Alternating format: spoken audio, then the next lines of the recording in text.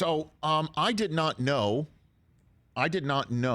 that Josh Lambo had accused Urban Meyer of kicking him, or told that story that Urban Meyer had kicked him, until after I learned Urban Meyer was fired. And of course, a lot of you folks might be like, how do you miss that? It was all over Twitter, Rich, and what have you. Well, I was busy watching my my friends, Kurt and Brenda Warner, have a film unspooled in the famed Grauman's Chinese Theater in Hollywood, across the street from Jimmy Kimmel's show. And it was a big premiere night. There we are on the red carpet, the Warners and me and Suze, right there. Love it. We found them on the red carpet. There they were. And then went in, sat in my seat. Susan and I was sat, who was right in front of us? Directly in front of us? Michael Irvin. Hey. There you go. There's Irv taking that shot of us. Irv did it in portrait mode, so he's clear, and Susan and I are totally blurry. But of course. Who's to complain? Except for you. Who's to complain? I'm not complaining. Just mean, pointing you're out kinda Irv's complaining. work to the radio audience. And so we're settled in there. By the way, first movie I've seen in a theater in 2+ years. And Kurt took to the microphone before the movie started, and it was just so wild to see Kurt standing there right in front of this big screen with his Warner 13 jersey on the big screen behind him, talking to the audience that this movie that everybody thought should be made when he went on his magic carpet ride in 1999 from unknown to Super Bowl MVP champion.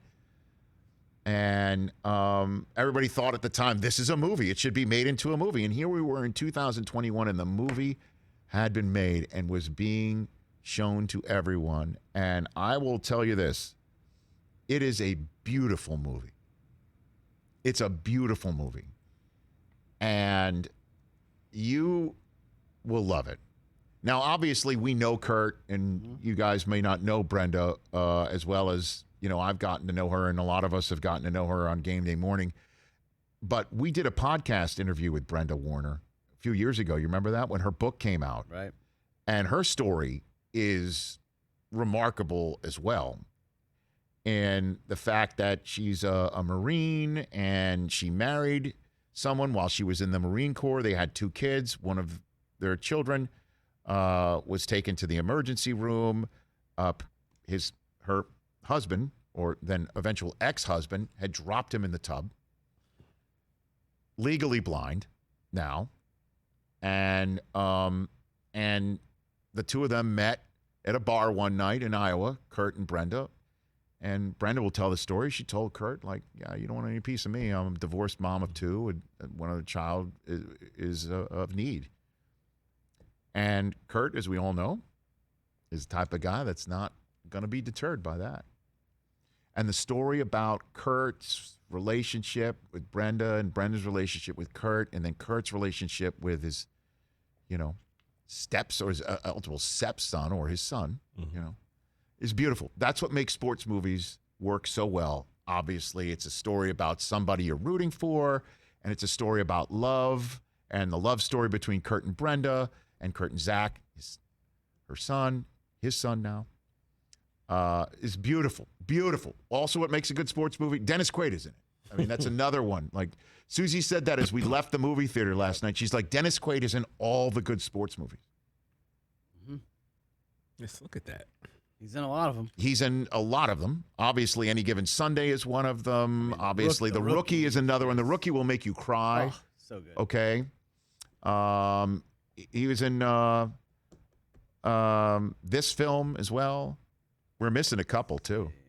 Yeah, there's Any Given Sunday, The Rookie, Soul Surfer, The Express.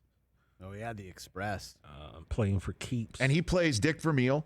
The actor who plays Everybody's All American. Mike Martz is terrific. Yeah. The actor who plays Mike Martz is terrific. Mooch is played by a very handsome man. So if you are going to be the guy who cuts Kurt in the movie, which he does from the Packers. Brett Varvel. What's his name? Brett Varvel.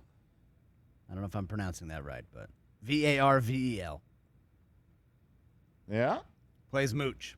So at least if Mooch is going to be a villain in the movie, he is played by a very handsome man.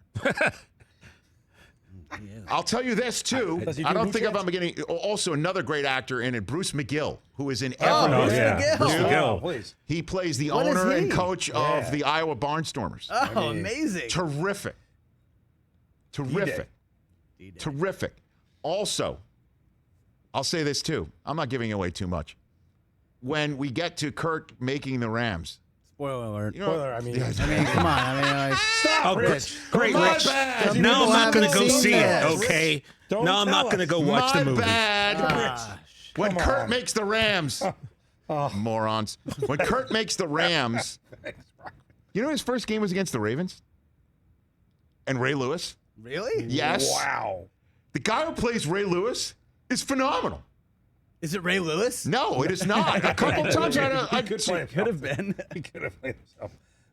Well, the guy that plays Marshall Falk's name is O.J. Simpson. O.J. Keith Simpson. Yes, yes. We're watching the credits What? roll because No, it's got- Yes. Kurt in his speech beforehand asked everyone to stick around through the credits because there was a nice, moment at the end, and and again, I don't want to spoil it if that is going to be in all of the theaters near you. So please stick through the credits. We're looking through the credits. Marshall Falk. It says played by O.J. Simpson. O.J. Keith Simpson. You got to have the Keith in No, there. they didn't. Gotta didn't? have the Keith in No. there. Susie's like, oh my God, you're looking at that? Yeah, his IMDb page has his middle name in There's it. Keith on that. But And he's a obviously, again, what makes the movie work is the people who play Kurt and Brenda. Yeah. And Anna Paquin I'm a is, big fan of Anna Paquin. dude, yeah. she She's is great as Brenda Warner. And Zachary Levi as Kurt, he's got a lot of his mannerisms down. The way that his verbiage, he sounded like Kurt. A couple times I thought to myself, boy, he's got Kurt down pat. Now, I'm not going to sit here and say that he's got the arms and all that, but he would do stuff like, when he's quieting the crowd, and he kind of had a little hitch that looked like Kurt a little bit. He was terrific. Yeah. And I am so happy for them that this movie captures their story in a way that is so beautiful. You leave the theater feeling good about life, which, gosh darn it, do we all need right now. Yeah. Like, Susie and I want to go home and hug our kids, and you feel good about the next day. And I feel so great for them that the movie's good. It's good. It's a good movie. It's a good sports movie.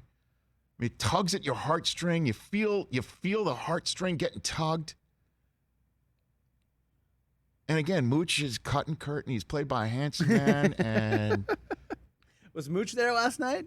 I don't know if he was there. Marshall was there. We didn't see him. Okay. Marshall was there. And as we're leaving, somebody screams out. As you're leaving the theater, somebody screams out, "Whose house?" And everyone's screaming, "Ram's house." That's cool. Like, it was cool. It was really, really cool.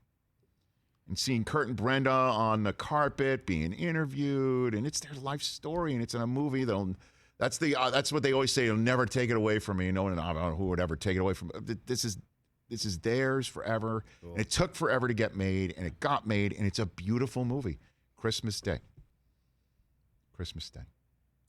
So can't wait for you guys to see it. And you know the story already. We know the story. Which is why Miracle always worked too. You know the story. You're on the edge of your seat. Yep. And you're emotionally involved. It's like you know. But you don't know the backstories, the behind the scenes. Unbelievable. And all this. It's so good. So good. Hey, you watched all the way to the end. Thanks for that. Watch more right here.